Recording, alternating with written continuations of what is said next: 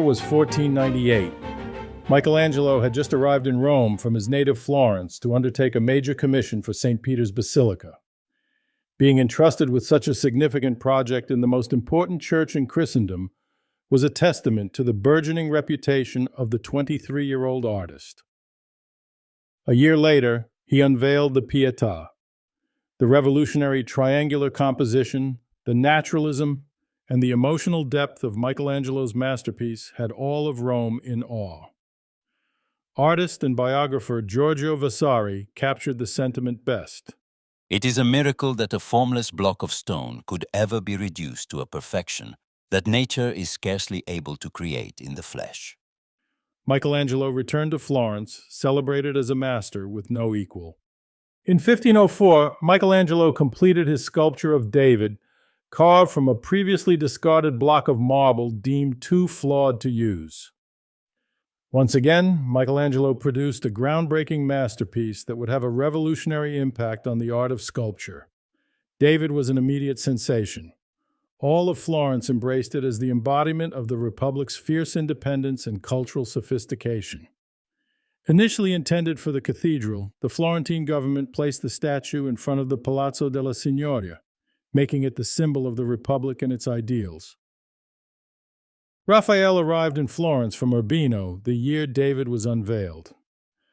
Florence offered the 21-year-old artist an unparalleled opportunity to study the techniques of its renowned masters.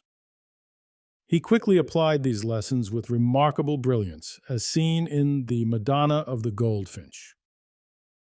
In this work, Raphael incorporated Leonardo da Vinci's sfumato, the delicate blending of tones to create soft, natural transitions, alongside Michelangelo's dynamic compositions and sculptural treatment of the human form. Charismatic, handsome, and immensely talented, Raphael became the golden boy of the Italian Renaissance and the darling of the Florentine elite. His meteoric rise, fueled by his skillful appropriation of techniques from the Florentine masters, provoked jealousy and resentment among the artists he emulated. Michelangelo moved to Rome in 1505 at the invitation of Pope Julius II to work on his tomb, while Raphael followed in 1508, commissioned by the same pope to decorate the Vatican's papal apartments. Michelangelo's letters from his time in Rome reveal a constant struggle against a corrupt system. He faced unusable materials from suppliers who bribed officials and had to make repeated pleas for unpaid funds to prevent workers from abandoning their tasks. Despite his immense talent, which had made him wealthy, Michelangelo lived like a monk. His singular focus on his art, to the exclusion of all else, combined with his intensity and uncompromising nature, often strained his relationships with patrons. Raphael, in contrast, was Michelangelo's polar opposite, a consummate courtier who thrived as an artist, entrepreneur, and diplomat. His workshop, the largest of its time, was a testament to his organizational brilliance. He enjoyed the high life, residing in his own Roman palace and earning a reputation as quite the Casanova. Thanks to his considerable social and political skills, Raphael navigated the complexities and politics of the papal court with far greater ease than Michelangelo. For Pope Julius II's tomb, Michelangelo envisioned a project that would have surpassed anything of its kind at the time. The initial concept was a freestanding, 32-foot-tall, multi-story structure featuring an unprecedented number of sculptures and architectural elements. To ensure the marble met his exacting standards, he spent 8 months in the Carrara quarries, personally selecting and overseeing the extraction of the finest marble.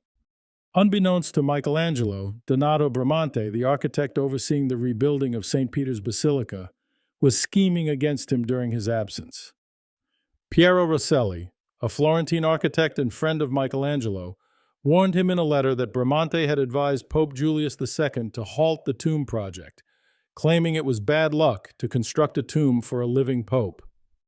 Michelangelo believed that Bramante, in collusion with Raphael, was behind Pope Julius II's sudden insistence that he abandon the tomb project and take on the Sistine Chapel frescoes instead.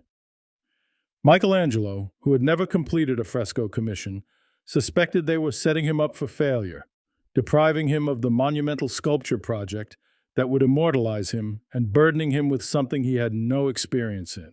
Despite his reservations, once Michelangelo agreed to take on the Sistine Chapel project, he poured all his energy and genius into it.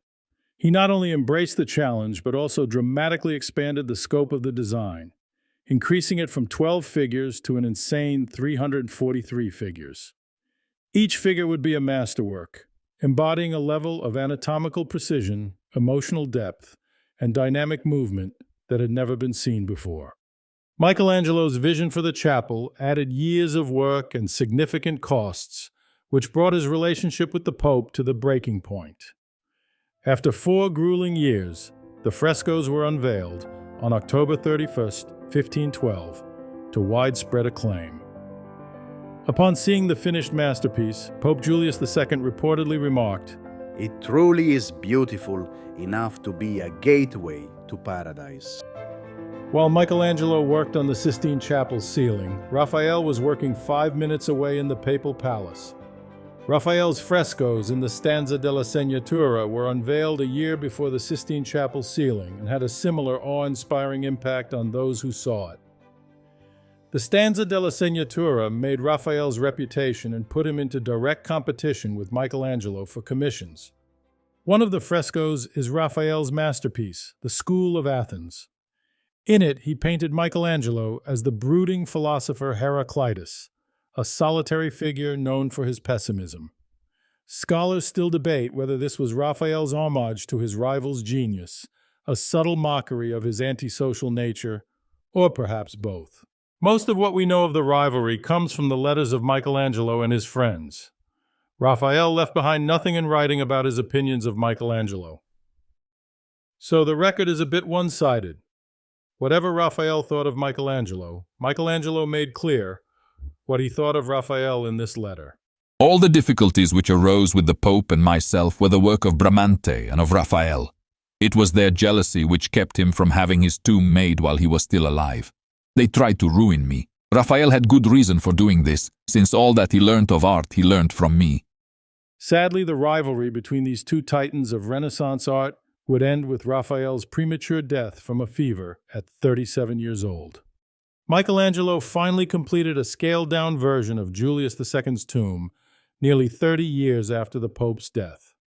Remarkably, he continued to create and innovate until his passing, just weeks before his 89th birthday.